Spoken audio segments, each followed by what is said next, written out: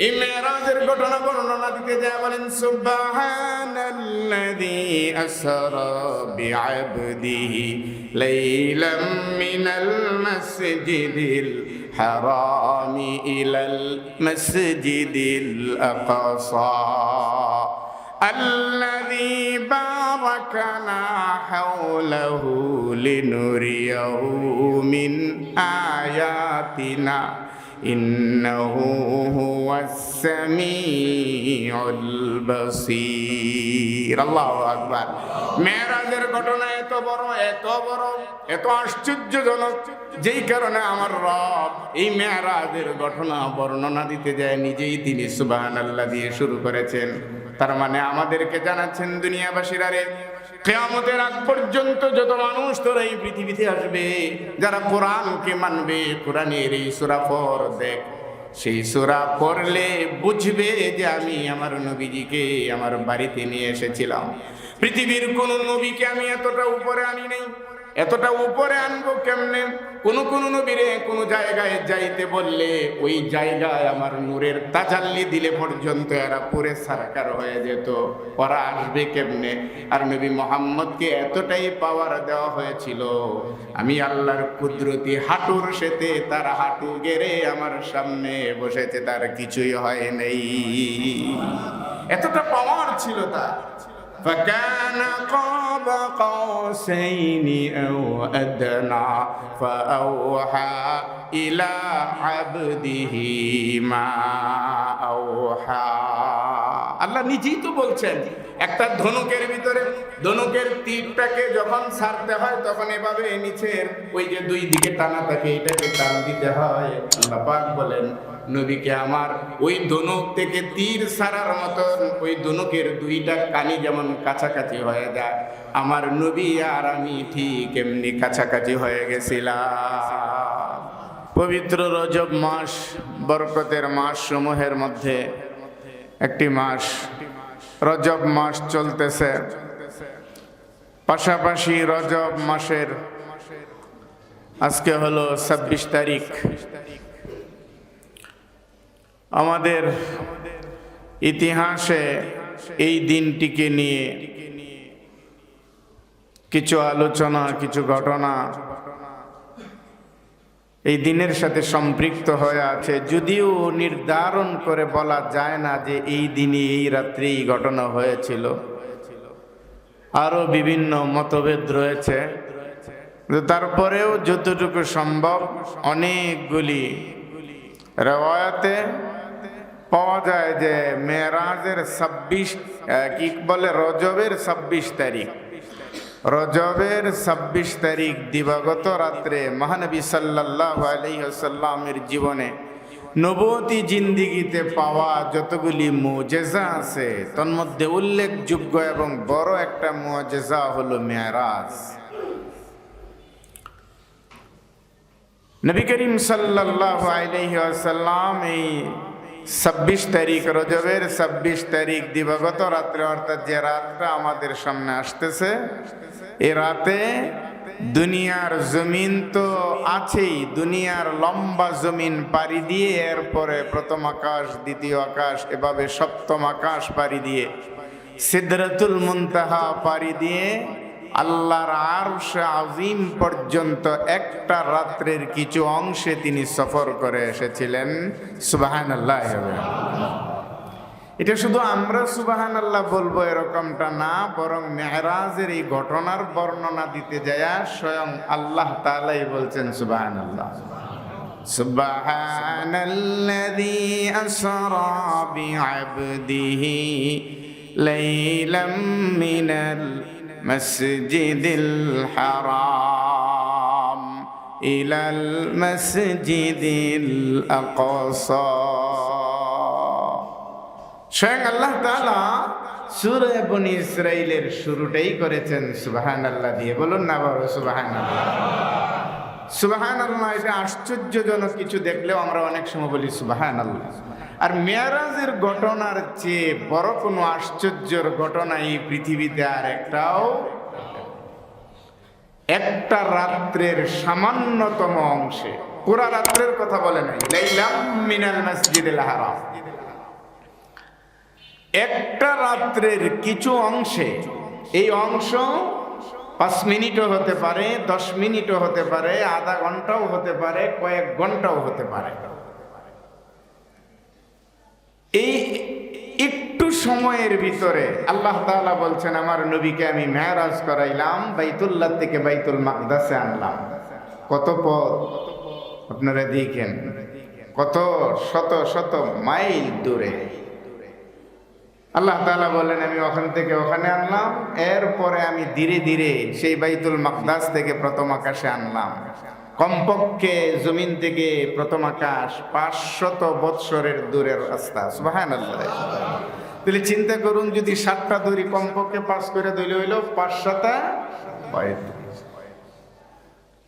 3500 বৎসরের রাস্তা। এরপরে হলো সেখান থেকে সিদরাতুল মুনতাহা এবং সেখান থেকে আবার হলো আরশে আজিম।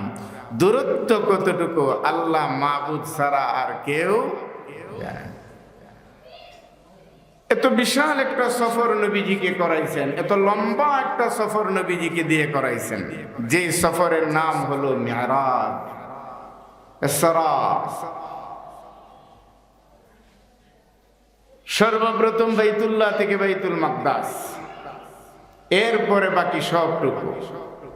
আল্লাহর কাছে গেলেন, কথোপকথন করলেন, অনেক লম্বা ঘটনা। জুমার খুতবায় বিশাল কোনো বা বিস্তর কোনো আলোচনা না। কি পেলাম আমরা এখান থেকে এবং কি শিক্ষণীয় আমাদের, এই 2-4টি কথাই শুধুমাত্র আমরা আলোচনা করব। মেরাজ নবীজির জীবনে সবচেয়ে বড় একটা পাওনা রবের পক্ষ থেকে। নবী করিম সাল্লাল্লাহু আলাইহি ওয়াসাল্লামের জিন্দেগিটা দুঃখে, দুর্দশায়, যন্ত্রণায় ভরপুর ছিল। তার মধ্যেও সান্ত্বনা একটাই যে আমি আখিরি নবী, আমি নবীদের সরদার, আমি ইহজগৎ এবং পরজগতের সরদার। এটা একটা সান্ত্বনা ছিল প্যারে নবী মুহাম্মদুর রাসূলুল্লাহ সাল্লাল্লাহু আলাইহি ওয়াসাল্লাম। সব যন্ত্রণা মাটি, এবং এই যন্ত্রণাগুলি আনন্দে পরিণত করার জন্য কয়েকটা জায়গা ছিল মুহাম্মদুর রাসূলুল্লাহ সাল্লাল্লাহু আলাইহি ওয়াসাল্লামের। বাহিরে ছিল চাচা আবু তালেব, ভিতরে ছিল বিবি খাদিজা রাদিয়াল্লাহু তাআলা আনহা। বাহিরের যত সমস্যার সমাধান আমরা দেখতে গেলে, ইতিহাস পড়তে গেলে সব দূর করেছেন, নবীকে কাছে নিয়ে টেনে সান্ত্বনা দিয়েছেন আবু তালেব। সব যন্ত্রণার বোঝা যখন মাথায় নিয়ে ঘরে ফিরেছেন, তখন সেই জায়গায় সান্ত্বনার বাণী শুনিয়ে শুনিয়ে নবী মুহাম্মদ সাল্লাল্লাহু আলাইহি ওয়াসাল্লামের দিলকে ভরে দিতেন শান্তি দিয়ে। তিনি হলেন বিবি খাদিজা রাদিয়াল্লাহু তাআলা আনহা। একই বৎসরে অল্প সময়ের ব্যবধানে মেরাজের আগে, সেই বৎসরটাতে নবুয়তের 11তম বৎসর, নবুয়তের 11তম বৎসরে অল্প কিছুদিনের ব্যবধানে চাচা আবু তালেব দুনিয়া থেকে বিদায় নিলেন। বিবি খাদিজাতুল কুবরা রাদিয়াল্লাহু তাআলা আনহা দুনিয়া থেকে বিদায় নিলেন। কি এক যন্ত্রণা! ইতিহাসের পাতায় লেখা আছে এই বৎসরটাকে বলা হয় আম্মুল হুজন। আম্মুল হুজন, হুজন মানে পেরেশান, চিন্তা, আম মানে বৎসর। ওই বৎসরটাই ছিল চিন্তার বৎসর, পেরেশানির বৎসর। কিতাবে ঠিক এইভাবেই লেখা আছে শব্দগুলো। নবী করিম সাল্লাল্লাহু আলাইহি ওয়াসাল্লাম বাহিরের সান্ত্বনা থেকে তিনি বঞ্চিত হয়ে গেলেন, ভিতরের সান্ত্বনা থেকে বঞ্চিত হয়ে গেলেন। মক্কায় দাওয়াতের কার্যক্রম চলমান না বিদায় তাইফে পাঠানো হলো। তাইফ থেকে তিনি আরো করুণ দুর্দশা অবস্থায় তিনি আবার মক্কায় ফিরলেন।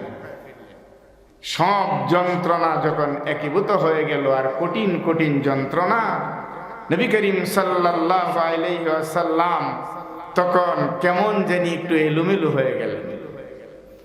সহ্য করতে পারতেছিলেন না। মানুষ হিসাবে যন্ত্রণা এত বেশি যে তিনি আর বরদাস্ত করতে পারতেছিলেন না, সহ্যের বাহিরে চলে গেল। বর্তমান কাবার চত্বরের মতন তখন তো আর এত মানুষ ছিল না। এশারের পরেই তো খালি, 2-4 জন যারা ছিল তো ছিল। নবীজি মাতাফে বাইতুল্লাহর চত্বরে ইবাদত বন্দেগী করেছেন। যারা গেছেন কাবা শরীফের ওই পাশে যেটা ওই যে ছোট্ট জায়গাটাকে হাতিম বলা হয়, নবী করিম সাল্লাল্লাহু আলাইহি ওয়াসাল্লাম এখানেই শুইছিলেন। এখানেই সেই দিন তিনি রাত্র যাপনের জন্য শুইলেন। ঘুম নেই চোখে, পেরেশানি আর পেরেশানি, ইবাদত বন্দিগি তো করছেনই। শোয়ার পরে ওই দিন নবীজির আবেগে মানুষে অনেক কিছু করে না, অনেক কিছুই তো হয়, অনেক কিছু ভাবে, অনেক কিছু করে। হাতিমের ভিতরে শুয়ে শুয়ে নবী ওই দিন ওই ভাবনায় পড়ে গেলেন, আহারে আমি মুহাম্মদ, পৃথিবীতে আমার আর কেউ রইল না। যত যন্ত্রণা পেয়েছি, আবু তালেব মাথায় হাত দিলে সেই যন্ত্রণা ভুলে যেতাম। যত কষ্ট পেয়েছি, বিবি খাদিজার আদর পেলে সেটাও ভুলে যেতাম। সব হারা হয়ে গেলাম। তায়েফে গেলাম, তায়েফের ভিতরেও দাওয়াতের কাজে আমি সফল হতে পারি নাই। যন্ত্রণা নিয়ে আমি বুঝি আবার কাবার চত্বরে ফিরলাম। আমি মুহাম্মদ কেন এমন হয়ে গেলাম, যেদিকে যাই সেদিকেই আমার পক্ষে কাজ হয় না, বিপক্ষে কাজ হয়। আমি আজ বড় একা, এই জমিনের উপরে আমার কেউ নাই সাহায্যকারী হিসাবে। না চাচা আছে, না দাদা আছে, না আমার বিবি খাদিজা আছে। আমি তো এতিম, আমি অসহায়। নবীজি হাতিমের ভিতরে শুয়ে আজকের মনের কথাগুলি তিনি উপরের দিকে তাকায়া বারবার বলছিলেন, আমার মতন দুঃখী নবী পৃথিবীতে আর একটা মানুষও নাই।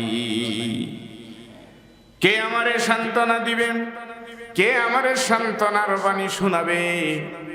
এখন থেকে আমি তো একা। তায়েফ থেকে ফিরলাম করুণ অবস্থায়। সেই বলে বলে নবী বললেন, আমি অভিভাবক হারা হয়ে গেলাম। বিপদে আপদে আমার পাশে দাঁড়িয়ে আমাকে সান্ত্বনা দিবে এমন তো কেউ আমার এই জমিনে আর রইল না।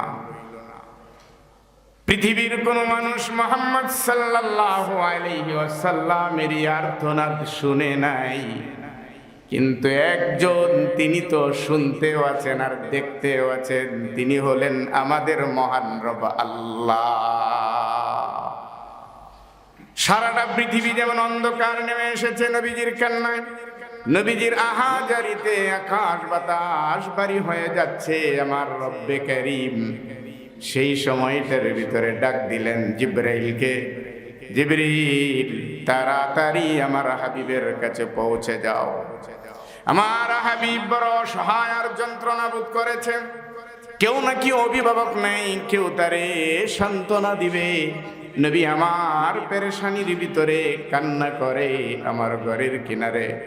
জিবরিল রে, আমার নবীকে আর আমি জমিনে রেখে সান্ত্বনা দিতে চাই না, তাড়াতাড়ি যাও।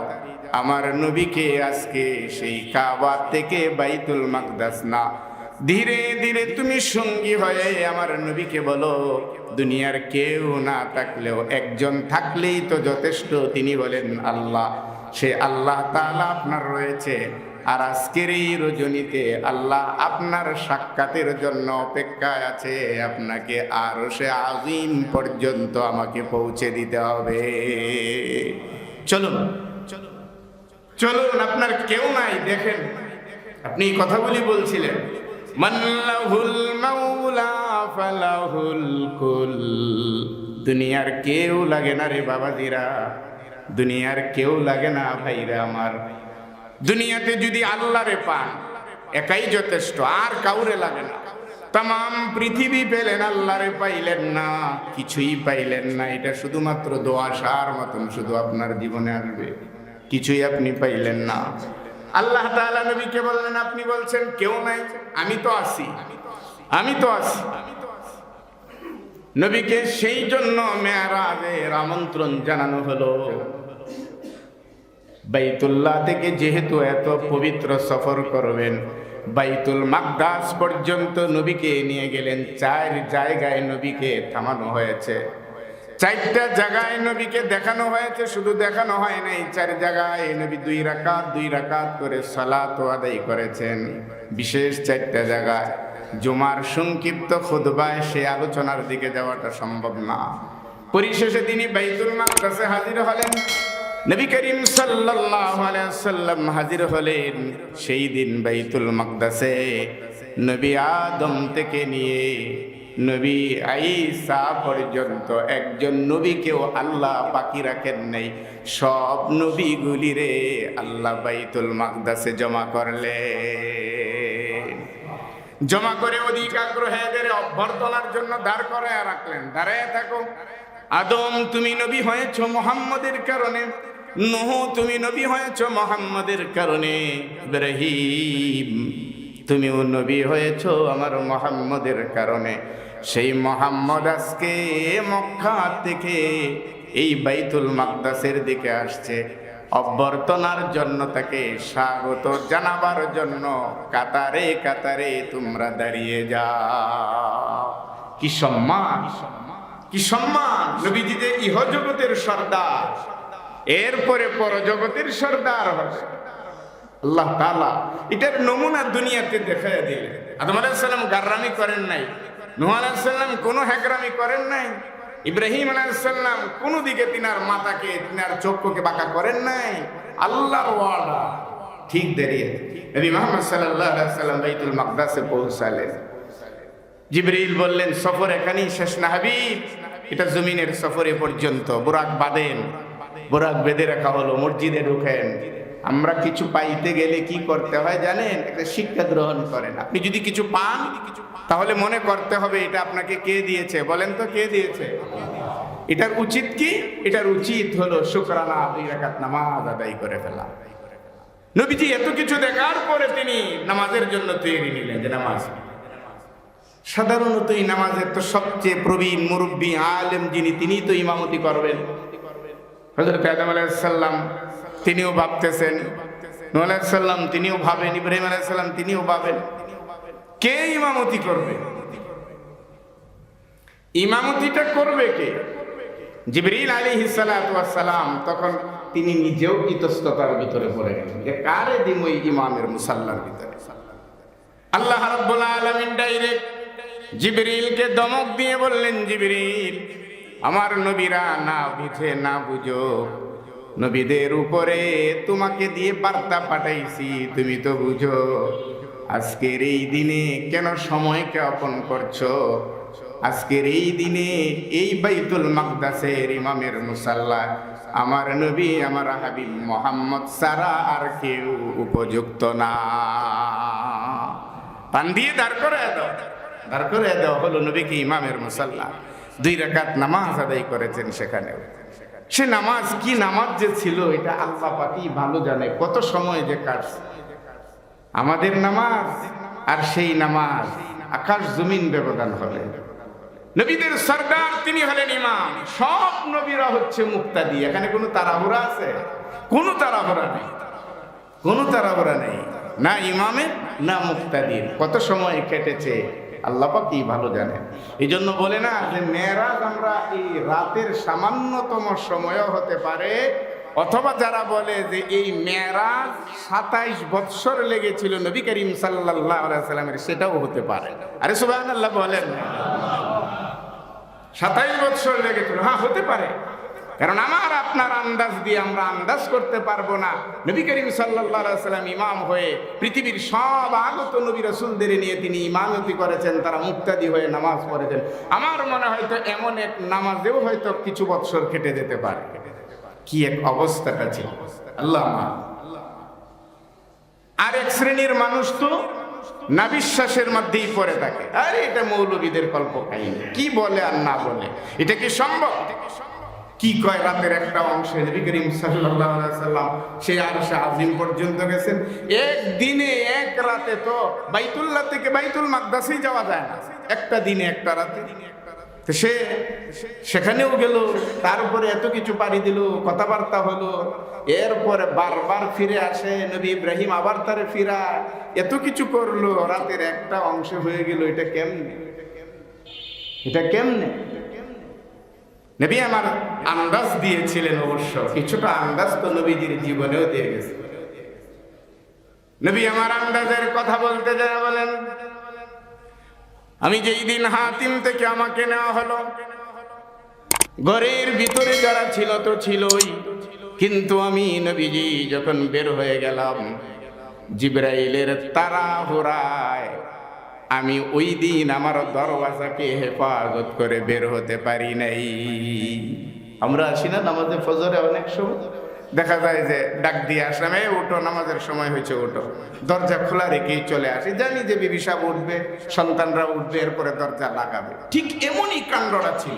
নবী করিম সাল্লাল্লাহু আলাইহি সাল্লাম বের হয়ে গেলেন।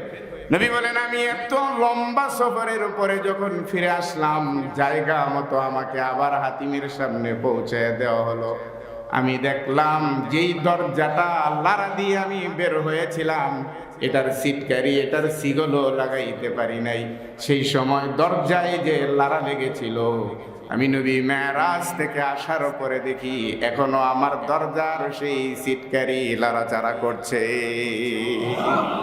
মনে হচ্ছে কেবল এটাকে দরজায় লাগানো হচ্ছে, অথচ ভিতরে খেটে গেল কত সময়, সেটা আমার আল্লাহ জানে, সেটা আমার আল্লাহ জানে।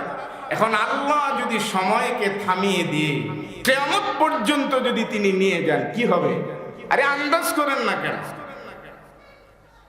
আসহাবে কাহফের ঘটনা আপনারা জানেন না? যুবকরা গর্তের ভিতরে ঢুকছে আর বলছে, আল্লাহ হেফাজত করো, বাঁচাও, আমারে বাঁচাও। রব্বানা আতিনা মিন লাদুনকা রাহমা ওয়া হাইয়্যি লানা মিন আমরিনা রাশাদা ফাদরাবনা আলা আযানিহিম ফিল কাহফি সিনিনা আদাদা। আসহাবে কাহফের ঘটনা। এই বিশ্বাস হয় না কেন? এই আসহাবে কাহফের এই যে কয়েকজন সাথী ছিল যুবকরা, গর্তে ঢোকার পরে যখন আল্লাহরে বললো, আল্লাহ বাঁচাও, আল্লাহ বলেন, ঠিক আছে, আমার কাছে যেহেতু চাইছো, স্যার তোরা ইমান ওরা, যা ঘুমায়া যা। ঘুমায়া ছিল। তাফসীরের কিতাবের ভিতরে লেখছে 300 বৎসর তো ঘুমাইছি, 300 বৎসরের উপরে তারা এই গর্তের ভিতরে ঘুমায় রয়েছে। সুবহানাল্লাহ বলেন না? 300 বৎসর পরে যখন ডাক দেওয়া হলো, উঠো, তোমাদের উঠার সময় হয়েছে। 300 বৎসর ঘুমানোর উপরে এবার ঘুম থেকে ওঠার পরে নাকে মুখে চোখ কসলায় আর বলে, কেবল শুধু ঘুমটা লাগলো আর কে আমাদের জাগায়া দিল? কেবল চোখ দুইটা লাগাইলা আর কে জাগায়া দিল আমাদের? আফসোস। অথচ সময় গেল কত? 300 বৎসরের উপরে। কোরআন বলছে এটা। সূরা কাহফ তেলাওয়াত করেন, দেখবেন স্পষ্টভাবে আল্লাহ তাআলা উল্লেখ করেছেন তাদের কথা।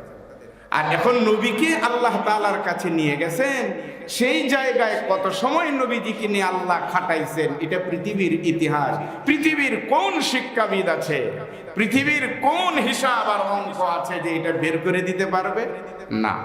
এজন্য ঈমানওয়ালার উপরে একটাই, যে আল্লাহর নবী মেরাজে গেছেন, আইছেন, নবীজি বলছেন, এটাই আমরা বিশ্বাস করি। কথা বলেন ঠিক কিনা? নবীজি যখন মেরাজ থেকে এসে এই কথাগুলি বললেন, আবু জাহেল, আবু লাহাব, উতবা, সায়েবা সব মিলা ওই দিন তারা মিষ্টি খাওয়া শুরু করলো আর হাসাহাসি শুরু করলো। এই যে দেখো, এতদিন মুহাম্মদের পাগল বলছিলাম, কোনো দলিল ছিল না আমাদের কাছে, আজকে সেই দলিল কায়েম হলো। মুহাম্মদ নিজেই দলিল দিলেন, কারণ এমন এক কাহিনীর কথা বলে যেই কাহিনী কোনো মানবের পক্ষে এটা আদৌ সম্ভব হতে পারে না। ডেকে ডেকে একজন আরেকজনের বলে, আরে বড় চমৎকার কথা, মুহাম্মদের কথা শুনেছ নি? কি হয়েছে আজ? মুহাম্মদ নাকি বাইতুল্লাহ থেকে বাইতুল মাকদাস একে একে 7 আকাশ পাড়ি দিয়ে, সিদরাতুল মুনতাহা পাড়ি দিয়ে আরশে আযিমে আল্লাহর কাছে যায় কথা বইলা সে এক রাত্রির কিছু অংশের ভিতরে আবার মক্কায় ফিরেছে। এমনও একেবারে আগুনে পানিতে সিদ্ধ হবে না এমন কাঁচা কথাও কেউ বলেনি। জীবনে শুনছো এমন কথা? সবাই হ্যাঁ এটা বলছে, তো পাগলই, এ তো পাগলই হয়ে গেল। হযরত আবু বকর ধীরে ধীরে আসলেন। নবীজির কাছে আসার পরে নবীজি বললেন, আবু বকর, আজকের দিনে তো অনেক কিছু ঘটে গেল। আবু বকর বললেন, নবীজি কি ঘটেছে এমন? এগুলি নিয়ে দেখলাম কাফের বেঈমানরা হাসাহাসি করছে আর ঠাট্টা মজাক করতেছে। কি হয়েছে ইয়া রাসূল, আমাকে একটু খুলে বলুন। আবু বকরের কাছে নবী যখন এই মেরাজের পূর্ণ ঘটনা খুলে বললেন, বলার পরে বলল, আবু বকর, তোমার কি বিশ্বাস হয় নবীজি বলার পরে আবু বকর বলেন, আপনি যেখানে বলেছেন সেখানে না বিশ্বাস হওয়ার মতন কিছু নেই, একেবারে 100% আমি বিশ্বাস করে নিলাম। আপনি বলেছেন আর মিথ্যা হবে? এটা হতে পারে না, আমি এটা মেনে নিলাম। আল্লাহ রাব্বুল আলামিন সেই দিন সাথে সাথে নবীকে জানিয়ে দিলেন, নবী হে, আবু বকরের উপাধি আমি আল্লাহর পক্ষ থেকে আজকে আপনি সিদ্দিক লাগায়া দে। কত সত্যবাদী সে!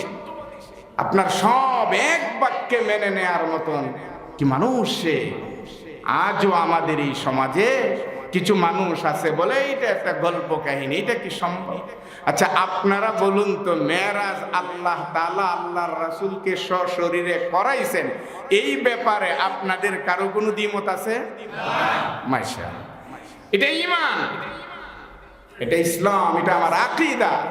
আল মিরাজ হাক্কুন, এটা আমার আকীদা।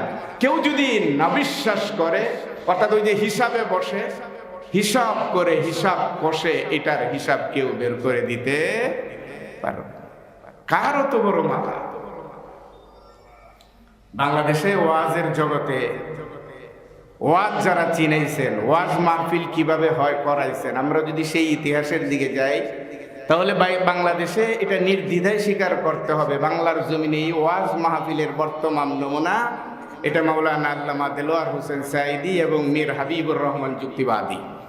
এই দুইজনই কিন্তু ওয়াজ কিভাবে হয় করতে হয়, ওয়াজের এই সিস্টেম তাদের মাধ্যমে কায়েম হয়েছে। আপনারা হয়তো ওনাদের ক্যাসেট অনেক শুনছেন, আমিও শুনেছি। যুক্তিবাদী সাহেব হুজুরে একটা উদাহরণ দিয়েছিলেন এই মেরাজের ঘটনা আলোচনা করতে যায়, যে এক ছেলেরে বিয়ে করাইছে, এক ছেলেরে বিয়ে করাইছে, কিন্তু বউ হইল একবারে বাইগনের মতন, একেবারে খাটো খাটো বউ বিয়ে করে আনে। তো এরপরে সাধারণত বউ ঘরে আসলে শাশুড়িরা বিভিন্ন পরীক্ষা নিরীক্ষা বিভিন্ন ভাবে করে। তো বউকে বলা হইলো, মা আমাকে এক গ্লাস পানি খাওয়াও। পানি কোত্থেকে আনবে? যে ওই যে পাশেই কলসি আছে, কলসি থেকে এক গ্লাস পানি এনে খাওয়াও। তো কলসিতে পানি আনতে গেছে ছোট্ট মানুষ, খাটো খোটো বাটি মানুষ, পানি আনতে যায় হঠাৎ করে তার নাকের ফুলটা ওই কলসির ভিতরে পড়ে গেছে। এখন এই যে নাকের ফুল তার কলসির ভিতরে পড়লো, এখন বউ তো পানি নিবে কখন? তার ফুলের তালাশে সে কলসিতে হাত ঢুকাইয়া বারবার ফুলের তালাশ করে। এখন শাশুড়ি যখন ডাক দিল, কিরে এত দেরি লাগে এক গ্লাস পানি আনতে? কমা পানি যে আনবো, পানি আনবো কেমনে? পানি আনতে যায় আমার নাকের ফুল তো কলসিতে পড়ে গেছে। আরে কলসিতে পড়ে গেছে, কলসির থেকে একটু উঠে নিয়ে আসো, এত দেরি লাগে? তো এরপরে কয়, কলসির থেকে উঠামু কেমনে? হাত তো লাড়াছাড়া করছি, এই কলসির তো কোনো তলাই খুঁজে পাচ্ছি না, এই কলসির তো কোনো তলাই নেই। তো তখন শাশুড়ি বলছিল যে কলসির তলা নাই এই কথাটা সত্য না, বরং কলসির তলা আছে, এটা ধ্রুব সত্য, এটা ধ্রুব সত্য, কিন্তু তোমার হাতের পাওয়ার সেই কলসির তলা পর্যন্ত যাওয়ার মতন না। হাবিবুর রহমান যুক্তিবাদী সাহেব হুজুর এই মেরাজের আলোচনায় একটা উপমা টেনে তিনি বলছিলেন, তাম পৃথিবীর বৈজ্ঞানিক বুদ্ধিমান শিক্ষিতরা মিলে যদি হিসাব মিলাইয়া মেরাজকে মানতে চায়, আল্লাহর কসম এদের জীবনে এরা ঈমান নিয়ে একটাও জমিন থেকে বিদায় হতে পারবে না। কারণ এটা সম্ভব নয়। হিসাব কি করবে? কি হিসাবটা আছে এখানে?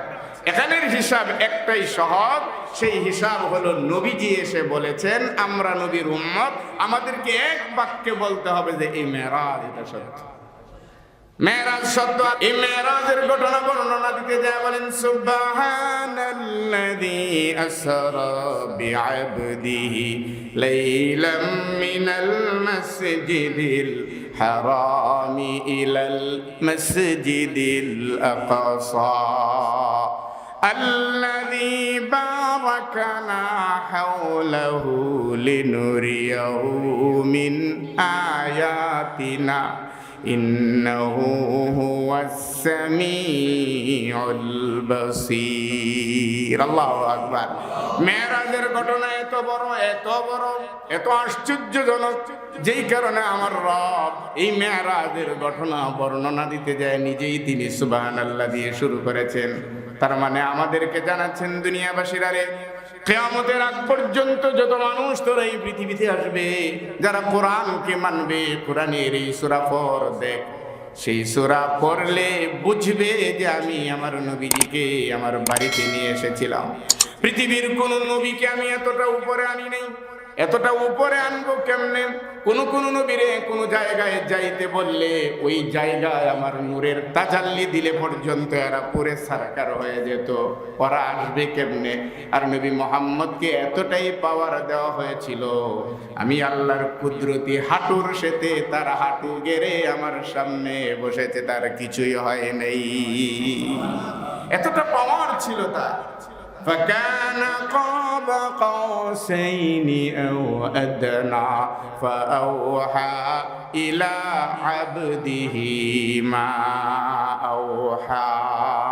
আল্লাহ নিজেই তো বলছেন, একটা ধনুকের ভিতরে ধনুকের তীরটাকে যখন ছাড়তে হয় তখন এভাবে নিচের ওই যে দুই দিকে টানা থাকে, এটাকে টান দিতে হয়। আল্লাহ পাক বলেন নবীকে আমার ওই ধনুক থেকে তীর ছাড়ার মতন ওই ধনুকের দুইটা কানি যেমন কাছাকাছি হয়ে যায়, আমার নবী আর আমি ঠিক এমনি কাছাকাছি হয়ে গেছিলাম। নবীরে নিয়ে আরো সময় কাটাইতাম, কিন্তু পারি নাই। নবী বিমর্ষ, বারবার তিনি বিমর্ষ হয়ে যান, পেরেশানি হয়ে যান। আল্লাহ পাক ডাক দেন, এত পেরেশানি কেন? নবী বলে আরশে আজিমে আমি আসলাম, জমিনে আমার উম্মতের খবর তো আমার কাছে নেই, তাড়াতাড়ি ছেড়ে দেন, আমি আমার উম্মতের কাছে চলে যাই। কি পাগল ছিল আল্লাহ রাব্বুল আলামিন। সেই দিন বলছিলেন উম্মতের এত মায়া আপনার। নবীজি বললেন হ্যাঁ, উম্মত ছাড়া আমার কি গতি হবে? আমার সব উম্মতের গতি আমাকে অবশ্যই লক্ষ্য রাখতে হবে। আল্লাহ রাব্বুল আলামিন বললেন যান, আরশে আজিমে আইনা আপনাকে সম্মানিত করলাম, আর আপনার কাছে এমন কিছু সবক দিয়ে দিলাম, যেই সবকগুলি আপনার উম্মতের শিখাইয়া দিলে ওই উম্মতগুলি কিয়ামতের ময়দানেও আপনার সাথী হয়ে যাবে। যান, এতই যেহেতু পেরেশানি, ছেড়ে দিলাম আপনাকে, আমি ছেড়ে দিলাম। আর আপনার উম্মতের প্রতি যেহেতু এতটা দরদ, কিছু বিষয় আমি দিয়ে দিলাম, এই বিষয়গুলি নিয়ে ফিরেন, উম্মতের দেন। যে উম্মত এগুলি পালন করবে, আমি আল্লাহর ওয়াদা হলো এরা কিয়ামতের ময়দানে জান্নাতে আপনার কাছাকাছি এরা অবস্থান করবে। সুবহানাল্লাহ। তার মধ্যে এক নাম্বার হলো নামাজ। এক নাম্বার কি বলেন? দুই নম্বর হলো সূরা বাকারার শেষ দুই আয়াত। তিন নাম্বার দিলেন আল্লাহ তাআলা বলেন আপনার উম্মতের বললেন যদি শিরক না করে তাহলে গুনাহ যত বেশি হোক আমি আল্লাহ ক্ষমা করে দিতে পারি। ক্ষমা করা এটা আমার গুণ, কিন্তু শিরক যদি থাকে, শিরকের গন্ধ থাকলেও আমি আপনার উম্মতকে আর ক্ষমা করব না। তিনটা বিষয় দিয়ে দিলেন যে যার। তার মধ্যে সর্বপ্রথম হলো নামাজ। এই নামাজ শুধু 26 তারিখ দিবাগত রাত্রে, মেরাজের রাত্রের জন্য এই নামাজ দিছেন? কথা বলেন, শুধুমাত্র এই রাত্রের জন্য? আজকে দেখা যাবে কিছু মুসল্লি তো আসবেই, নতুন যায় নামাজ, আতর, একেবারে নতুন লেবাসে, কিন্তু মসজিদ তো যথারীতি 9টার ভিতরে বন্ধ হয়ে যাবে। আইসা গালাগালিও করবে যে হুজুরদের কাজ নাই, এসবে মেরাজের একটা রাত মসজিদটারে বন্ধ করে দিল। তার মানে সে আজকে আসছে নামাজ পড়বে আর মসজিদ বন্ধ। এখন আমার কাছে, মৌলবীদের কাছে তো এই রাত্রের তেমন কোনো গুরুত্ব, কোনো হাদিসের ভিতরে কোনো নামাজও নাই, কোনো আগামী দিন রোজা রাখতে হবে এ ধরনের কোনো আমল, সবে মেরাজের আমল বলতে কোনো কিতাবের ভিতরে নেই। আমল তো হলো নবীজি নিয়ে এসেছেন, তোমাকে দিয়ে গেছে। এখন যদি আমি শুধু খালি সবে মেরাজের নামাজ আদায় করি, সবে বরাতের রাত দাঁড়ায় সারা রাত যদি আমি নামাজ আদায় করি, 100 বৎসর হায়াত পেলাম। 100 বৎসরের জিন্দিগিতে 100টা সবে মেরাজ আর সবে বরাত পালন করলাম, জীবনে নামাজ আদায় করি নাই। আল্লাহর কসম রে বাবা, ওই রাতের নামাজগুলি আপনাকে কিছুই দিতে পারবে না। পক্ষান্তরে যদি কেউ 5 ওয়াক্ত নামাজি হয়, যেটা মেরাজ থেকে আমাকে দিলেন, 5 ওয়াক্ত নামাজ যদি কেউ আদায় করে, তাহলে তার জীবনে শবে মেরাজের নামাজ না থাকলেও, শবে বরাতের নামাজ না থাকলেও আল্লাহ কিন্তু তাকে আটকাবেন না। কারণ ওয়াদা হয়েছে নবীজির সাথে, নামাজ দিয়ে দিলাম উম্মত গুলিরে নামাজি বানায় ফেলুন। এই নামাজি উম্মত গুলিরে কিয়ামতের ময়দানে কেউ আটকাতে পারবে না, বরং তাদের জন্য আমি আল্লাহর নিজ ব্যবস্থাপনায় আমার জান্নাতে যাওয়ার এক ব্যবস্থা থাকবে। এজন্য শবে মেরাজ মানে শুধু নামাজ, এই রাত্রে নামাজ না, নামাজ হলো আমার মেরাজের সবচেয়ে বড় পাওয়া। এটা আমার দিন। সূরা বাকারার শেষ দুইটা আয়াত, পৃথিবীর যে কোনো বালা মুসিবতে যদি কোনো উম্মত করে দোয়া করে, মেরাজের এই সফরের কারণে, মেরাজের এই গুরুত্বের কারণে, এই তেলাওয়াত সূরা বাকারার শেষ আয়াতগুলি তেলাওয়াতের কারণে আল্লাহ তাকে মুসিবত থেকে মুক্তি দিবেন। শিরিক যদি কোনো উম্মত না করে, আল্লাহ তাআলা তাকে ক্ষমা করার ওয়াদা দিয়েছেন, যদি শিরিক না থাকে। কিন্তু বান্দার আমলে শিরিক থাকলে, তাহলে কি পেলাম? মেরাজের আলোচনা থেকে যেই জিনিসটা পেলাম, মেরাজ এটা ধ্রুব সত্য, এটা নবীজির জীবনে ঘটেছে, অন্য কোনো নবীর শানে হয় নাই। এটা হলো প্রথম ঈমানের কথা আমার। এরপরে মেরাজের মধ্য দিয়ে নবীজির ইজ্জত, মান, সম্মান আল্লাহ তাআলা প্রতিষ্ঠিত করেছেন ইহজগতে এবং পরজগতে। 3 নম্বর পয়েন্ট হলো, এই মেরাজ থেকে আমি যেটা পাইলাম সবচেয়ে নবীর উম্মত হিসেবে, একটা হলো নামাজ, আরেকটা হলো সূরা বাকারার শেষ আয়াতগুলি, আরেকটা হলো আমার জীবনে শিরিক থেকে মুক্ত থাকা, শিরিক থেকে মুক্ত থাকা। 3টা জিনিস আমরা পেয়ে গেলাম সংক্ষিপ্ত এই আলোচনার ভিতরে। বাকি জীবন যদি আলহামদুলিল্লাহ এর উপরে আমল চলতে থাকে, আল্লাহ তাআলা হয়তো আমাদেরকে ক্ষমা করবেন, আমাদেরকে ইজ্জতওয়ালা বানাবেন। এটা আল্লাহ তাআলার ওয়াদা, এটা আল্লাহ তাআলার ওয়াদা।